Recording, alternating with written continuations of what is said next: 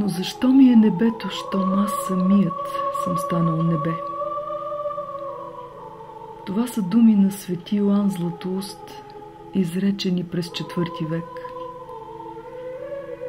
Това биха могли да са думи на всеки от нас, продумани на ум, прошепнати, помисли втъкани в песен, изпети и чути молитви. 3 дни ангелогласно пеене огласяват двора и храма на Троянския манастир, давайки начало на първия фестивал на православната музика Общение на живите. Някъде на границата между лятото и есента, някъде на границата между молитвения шепот и песента, някъде, където граници няма.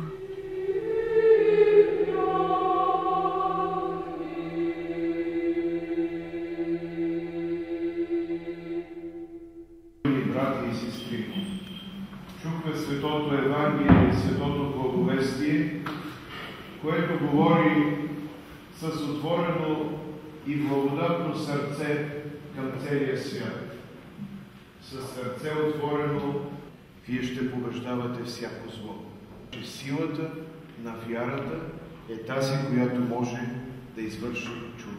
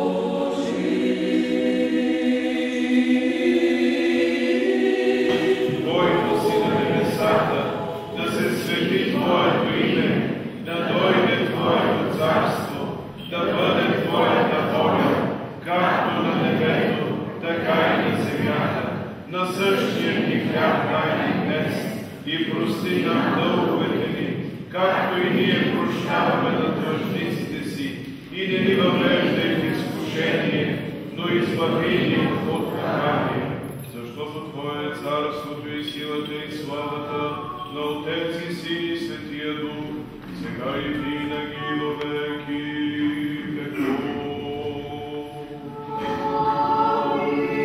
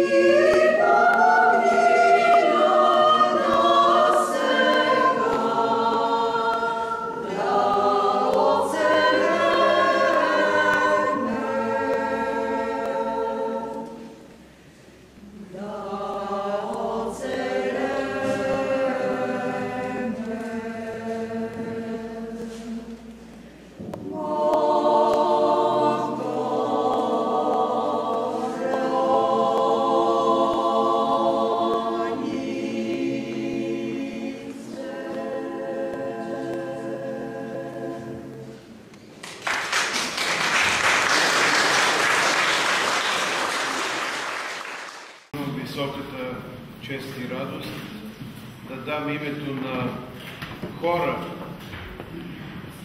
при Троянската света обител, името, което произлиза от дълбините на православната вяра, от общението ни с нашия Господ Иисус Христос, от надеждата ни за спасение, от изпълнението на вярата и от постоянното изповядване и стремеж към любовта. Името на хора е общение и произлиза от думите общение на живите, което е едно от имената на нашия Господ и Спасител. Защото Господ обединява в себе си и привлича към себе си всички живи в вярата, живи в духа. Общение, да има много успехи, много радости, много духовни и благодатни преживявания в вярата, чрез православното песнопение и чрез постоянното възхваляване на живия единен Бог, Отец, Син и Свети Дух. Амин. Честито за много години!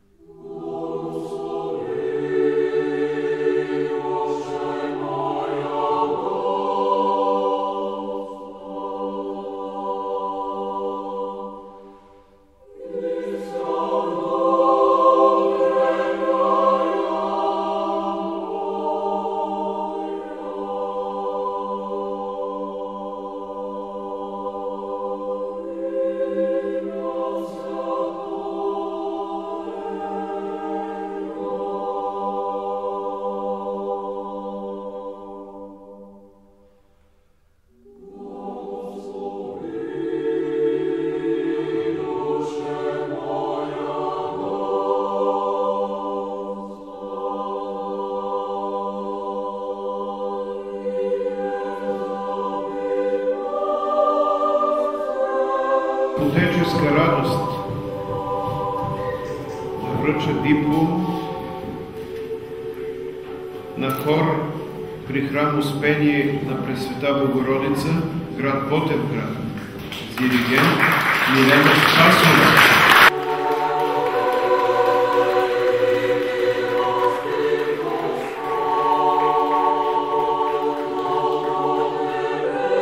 Дамски хор Благовестие, град Поморие. Диригент Йорданка Панчева.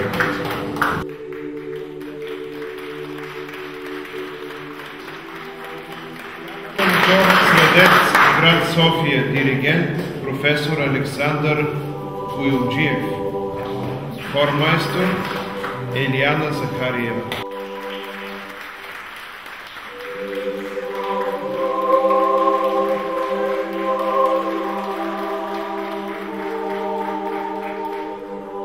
Новоименувания хор Общение.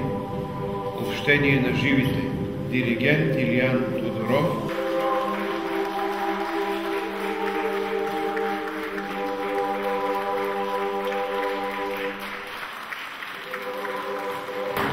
Обявявам за закрит първия фестивал Общение на живите, проведен в Троянската света обител, с надеждата той да се превърне в благочестива православна традиция и да привлича още много хорове, клиросни певци, изпълнители на православната музика.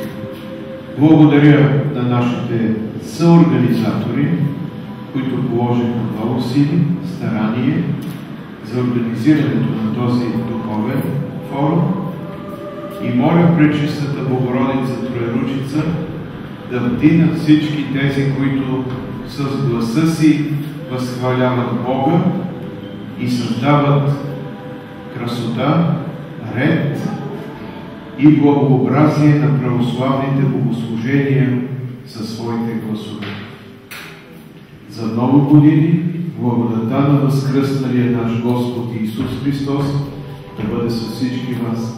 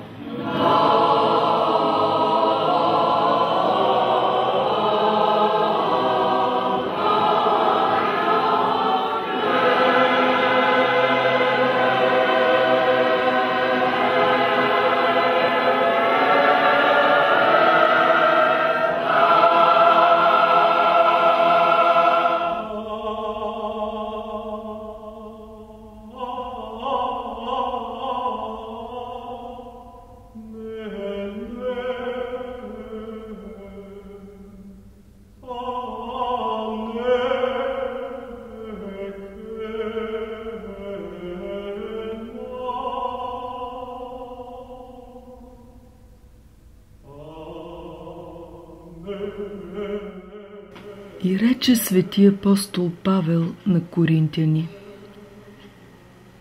да говоря всички езици човешки и дори ангелски, щом любов нямам, ще бъда мед, що звънти, или кимвал, що звека. Да имам пророчески дар и да зная всички тайни, да имам пълно знание за всички неща и такава силна вяра, че да мога и планини да преместям, щом любов нямам, нищо не съм. Защото до нейде знаем и до нейде пророчестваме, но кога дойде съвършеното знание, тогава това до нейде ще изчезне. И сега остават тия трите – вяра, надежда, любов. Но по-голяма от тях е любовта.